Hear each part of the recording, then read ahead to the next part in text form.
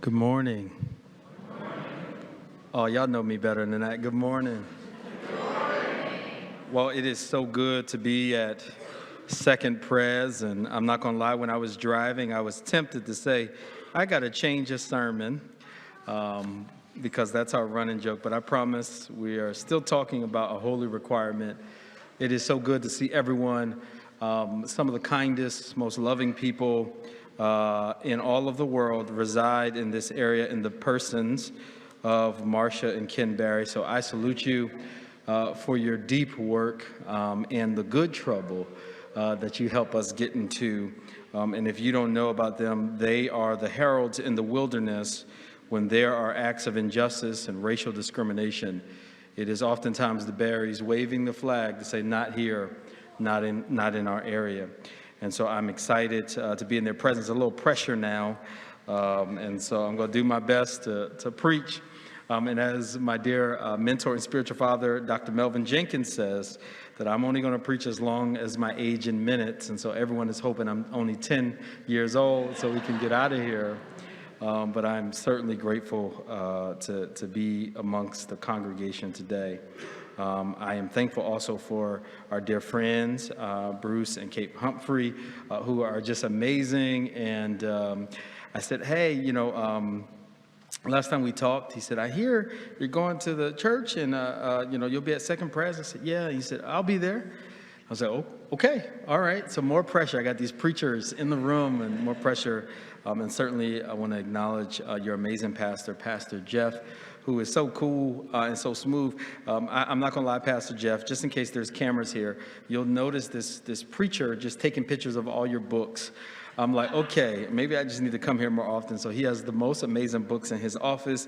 He has puzzles of first century temples and stuff like that. He got everything going on in his office. So thank you so much. And to my lovely wife, Denise, thank you for supporting me. And Charlie is with us today.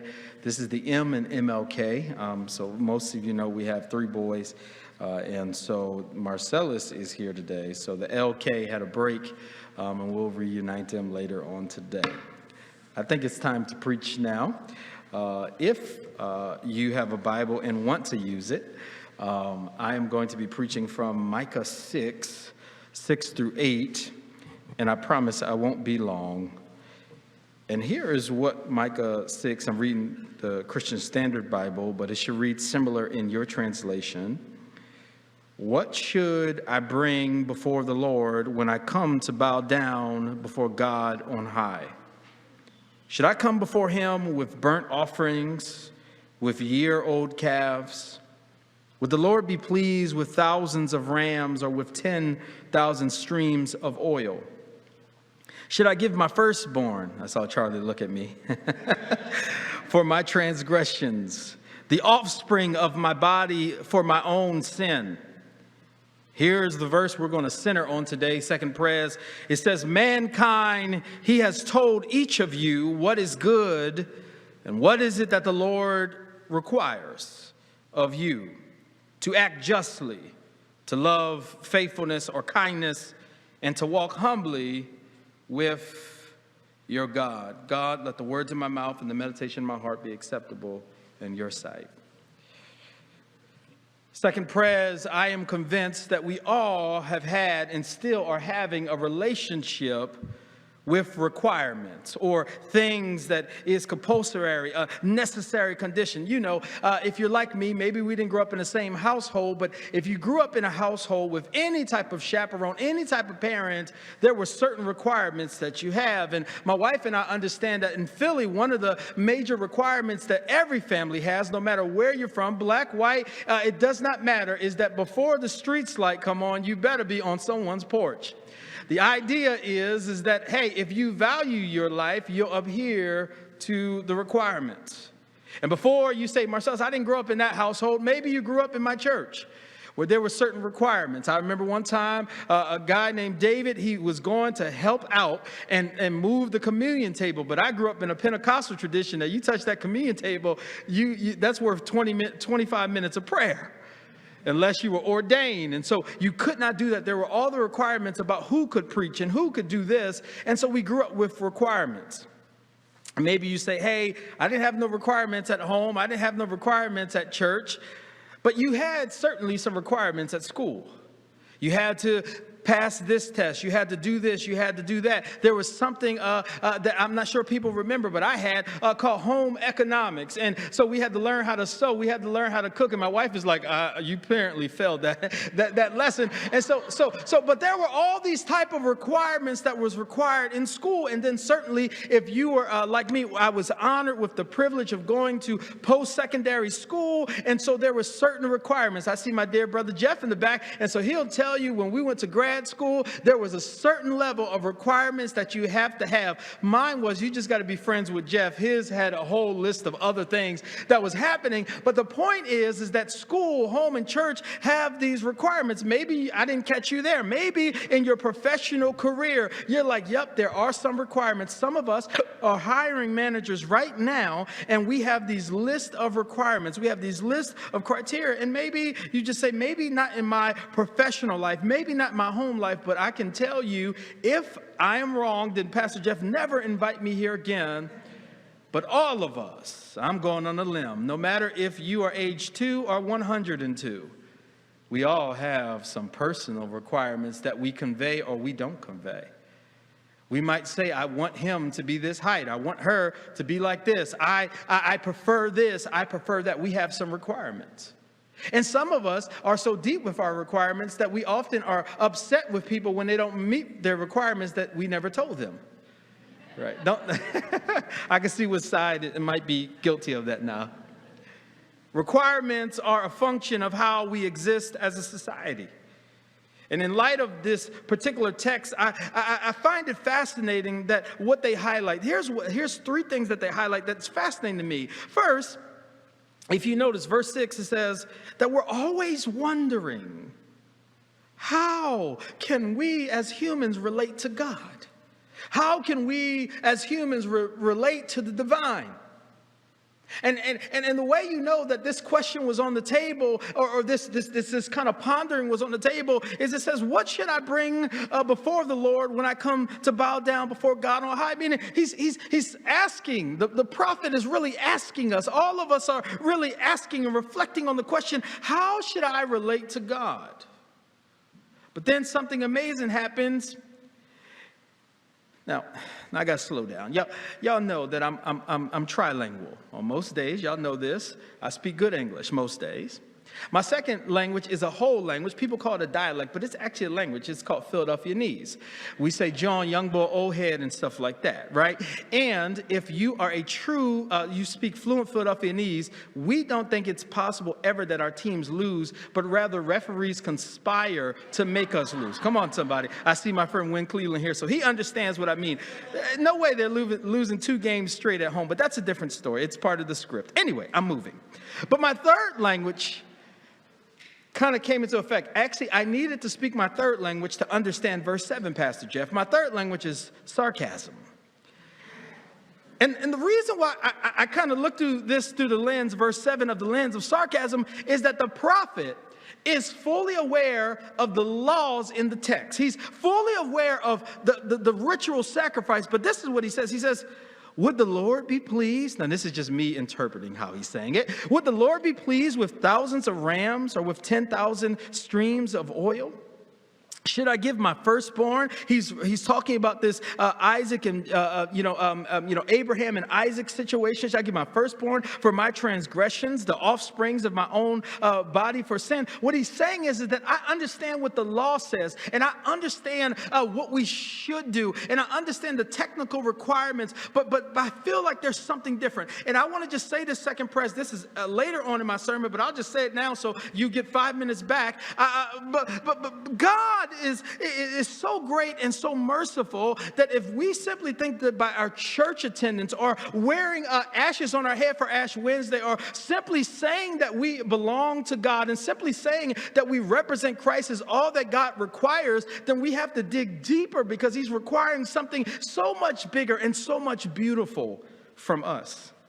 But lastly, what I see here, just preliminary observations, is that God has a more perfect and holy requirement for us. He says this: do justice, Love mercy, one translation says, and walk humbly with your God. So I want to explore this. The idea is, here's the idea, is that there is a way that we can fulfill the requirements of God and that we can be pleasing to God. And it showed not just in our ritualistic actions, but in a lifestyle committed to answering this holy requirement. The first thing, my first point, and I'm kind of partially Presbyterian, so I got my 3 points, Pastor Jeff, and I'm going to be done. But the first thing he says here is that we have to act justly. To act justly, the word justly here, the word justice here is misfat. And it means this type of righteousness.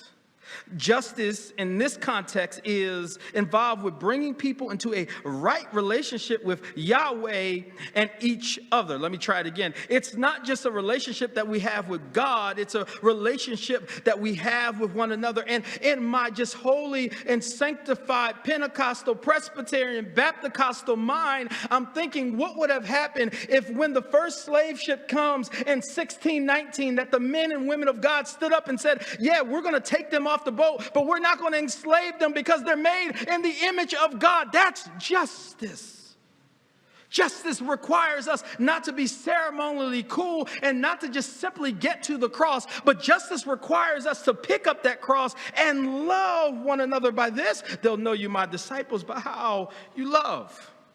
God's law provides a very specific guidance in regards to the just behavior. Justice requires the witness to be honest and impartial. But especially for people who have limited resources, all throughout the Bible, we see that God is always interested in how we take care of the least of them. And I don't know what the least of them looks like in your context, but God is calling us to look after the least and left out, realizing that some of the reasons why they are the least and left out is because there has been systems of oppression and systems that have made their conditions easier to live in. Here's what I mean, is that oftentimes when we look at justice, let's look in the biblical context, this was a byproduct of war. Today we'll hear a great speaker at 3 talk about these conditions, but nothing just shows up. And God is chiefly interested in the Bible of what happens and how the people of God love one another. Justice, my beloved friends at Second Prayers, is a heart posture that is viewed in public. There's no such thing as hidden justice. There's no such thing as I believe in justice, but I treat my brother or my sister indifferently. Justice is a heart posture. So let me ask you this, as a great educator once asked his class, are there certain people who get a better version than you? Are there groups you treat differently? But here's what the great psalmist says. He says, blessed are they who maintain justice, who constantly do what's right. Who constantly do what's right. The second point is, halfway through, love faithfulness. I love this. The word here for mercy or faithfulness is hesed. I love this word, Pastor Jeff. The word hesed is a rich variety of meaning. It's kindness, loving kindness, mercy, goodness, faithfulness, or love. And when applied to God, hesed goes back to Lamentations 3. This is what the prophet Jeremiah says in the weeping prophet. He said, this I recall to my mind, therefore I have hope, that it's by the Lord's hesed that we have not been consumed. Great is your faithfulness. And in light of this, we see that hesed or mercy is the fundamental expression of the loyalty and devotion of the solemn promise attached to God's covenant. And like the Greek word, we know this word better, agape, in the New Testament. Hesed is a word that involves action, kindness or love as expressed through kind or loving action, rather than just feelings. So it's not good to think kind thoughts. But what we're challenged here as a holy requirement is to do kind things. And you and I are called to be loving beings or to be kind. To love faithfulness and kindness and goodness is not simply a sentiment, but it's a way of walking out our faith. Do you love being loving? What do you need to increase your love for is the question I have on the floor. My beloved friends, my beloved fellow people of God, we must fall deep into the words of the text that says, love mercy. And in loving mercy, it means that I rejoice if I am not only participating in a merciful act, but I actually carve out space to make sure that my actions are merciful. And if I cannot physically be present, how can I be about the work of supporting mercy around, as Pastor Jeff said, around the world? But lastly, as I get ready to go to my seat, now I gotta tell y'all this. You know, I can just put myself on blast, but most black preachers, we close about 5 times. So this is my first closing. I'm getting there. This is part A of my closing. He says, we got to walk humbly with God. And I ain't gonna lie, this challenged me. It's challenged me because to walk humbly with God is a hard task. Because it involves 2 components, Dr. Bruce. First, if we are to please God, we must walk with God. Now, this is a little difficult. This is a little difficult because in the process of walking with God, we discover that there are things about us that's not like God, and that makes us not want to walk with God. Let me see if I can make it plain. Let me talk about me. I'm not talking about y'all, promise. I'm gonna look at these beautiful lights. When you center God and you're daily striving to live and look like God, there is oftentimes going to be in you a sense of, whoa, I gotta improve. And if you don't believe me, look at what the prophet Isaiah says in Isaiah 6. He says, look, in the year King Uzziah died, I saw the Lord high and lifted up, and his train filled the temple. But then the second verse, skipping a verse, he says, and then I said, I'm a man of unclean lips. Did you catch it there? He sees God. He comes in, and he's good. But when he constantly sees God, he realized that some of his actions are not godly. And what I'm saying to you is that if we are living a life that God calls us to, we must be willing to walk with him even when that walk sometimes involves correction. And my wife and I, we were talking yesterday that sometimes as a society we view correction as a bad thing, but the Bible says, whom the Lord loveth, he chastises. And I know all of us, with children, all of us have had a place where we could have easily just enjoyed what we were doing, but we corrected our child not because we felt like we owned them, but we correct them because we love them. So first, we got to walk with God in our constant life. But second, if we are to please God, we must walk humbly with God. And a person who is humble is not arrogant or boastful.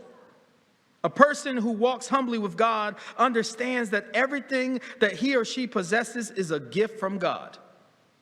I grew up in a church where the response or the refrain was, all things come of thee, O Lord, and of thine own have I given thee. To walk humbly is to suggest that God is not my co-pilot, but God is guiding the whole plane. Because I make a terrible pilot, because I want to move away and I want to go where I feel is comfortable. So in the church that I grew up in, I know Denise's church sung this as well. We had a song that kind of is counterculture, Pastor Jeff. And it says these words about Christ. It says, he is all my righteousness, and I stand complete in him. And the reason why this is counterculture is because society will tell us that we can find someone, some human, that will complete us. But the Bible tells a different story. It says, no, people are great for compatibility, but they are not great for completion. Because by saying someone else completes you, you are saying, God, you made a mistake. You only gave me 90% of what I needed or 50% of what I needed. But the text says, hey, no. He completes us. And I won't get no couple mad today. I'm saying that, yes, people compliment us and they are great companions, but we are only complete in Christ. And walking with Christ in the humble posture that I am nothing without you, and I am therefore something with you. Humble people realize that it's only by God's amazing grace that we are here today. There was a phrase that my family often said, and was, but by the grace of God. But by the grace of God. No matter how much you have in your 401k, no matter how much you have in your savings, no matter the stretchness of the car you came in, we are all here by the grace of God. To be truly humble, we must give up all pretense of self-sufficiency and walk instead with this reliance on God. Because Psalms 33:20 says, God is our help and our shield. My second close. As I make my way to my seat, I want to suggest to you that walking humbly and loving mercy, or doing justice, loving mercy, and walking humbly, it's a requirement that you have to answer at any moment's notice. Last night, while leaving from IKEA, and by the way, y'all should thank God that we made it out of IKEA. We only spent $60,000, but it could have been $80,000. We got through the maze of IKEA. And my wife had a suggestion for dinner at a particular restaurant in Columbia, Maryland. We were at IKEA Baltimore, White Marsh. And things were going well. Until they weren't. Now, in the state of Maryland, I know we got some lawyers in here, so let me clarify real fast. There's no law about who can sit where in terms of like the bar section. And we drove 30 miles out of our way to get here. And so if you know the Taylor family, we're going to eat something. I don't care. We're eating the parking lot. We're getting some food. But while we were there, you could tell that the bartender, Pastor Jeff, was so uncomfortable. And he walks up to us, says, I shouldn't say this, but that woman over there is taking pictures of y'all. Now, I told you I'm from Philly. Okay. And what her problem was, it started with that she saw this well-behaved, beautiful, might I add, black boy, there's Charlie. And something about this little light of his that he is letting shine bothered her. And she went on a whole retort. So much so that the bartender's face started turning red because he said, I can't repeat what she said. And I'm thinking it's funny because, Dr. Bruce, this would have been the same scenario less than 80 years in America. However, I share that for twofold. That when Howard County's finest had to come to the restaurant, they weren't removing us because of the color of our skin, but they were removing her because of the content of her character. And I told my wife, Charlie actually told me to tell that story, but we're bearing witness that not only justice looks like the beautiful people, everyone in the restaurant, no matter their ethnicity, they were like, whoa, this is wrong, right? But in that moment, we had to answer, my friends, Marcia and Ken Barry, we had to answer the call to justice. Because to do justice and to love mercy and walk humbly meant that we had to, my wife and I, Denise and I, had to lean more heavily on the walk humbly with God last night, because it's one thing to mess with us, but when you're messing with the legacy, it's like, oh, okay, all right. I knew I had to make it here, and I was like, how fast could I get out of Howard County Prison to get here? How would that work? The point is that to do justice means that we're often going to be confronted with injustice. And the thing Denise reminded us as a family, she said, what we're going to do at church today is we're going to pray for her. Because there was something happening for her. We don't know what it was, and I'm glad that Howard County found out. But we are called to answer these requirements even in unfortunate and unjust situations. So today we can look to Jesus, my third close, as one who modeled this perfectly for us. Act justly, defending those with no social standing. His disciples said, why are you talking to this woman? And Jesus takes time to minister to the least of these. Loving faithfulness, he had compassion and noticed several people. One of my favorite is when there's a funeral happening. Jesus stops and has compassion and mercy. But he walked humbly because on the cross he says, nevertheless, not my will, but your will be done. So now, as I make my final close, I want to close with the parable that Jesus taught us that embodies what it looks like to live out this holy requirement. He says this: a man was going down from Jerusalem to Jericho, and he was attacked by robbers. He stripped him of his clothes, beat him, and went away, leaving him half dead. A priest happened to be going down the same road, and when he saw the man, he passed by on the other side. So too, a Levite, when he came to the place and saw him, passed on the other side. But a Samaritan, the least of these, as he traveled, came down where the man was, and he saw him and took pity on him, and went to him and bandaged his wounds, pouring oil and wine. Then he put the man on his own donkey, brought him to an inn, and took care of him. The next day he took out 2 denarii and gave them to the innkeeper. He said, look after him, he said, and when I return, I will reimburse you for the extra expense you have. Jesus asked, which of these 3, the Levite, the priest, or the Samaritan, do you think was his neighbor? Or do you think fulfilled this holy requirement to the man who fell on the hands of robbers? They replied, the experts in the law replied, the one who had mercy on him. And Jesus told him, like I say to you, second prayers, go and do likewise. May the peace of the Lord be with you. Amen.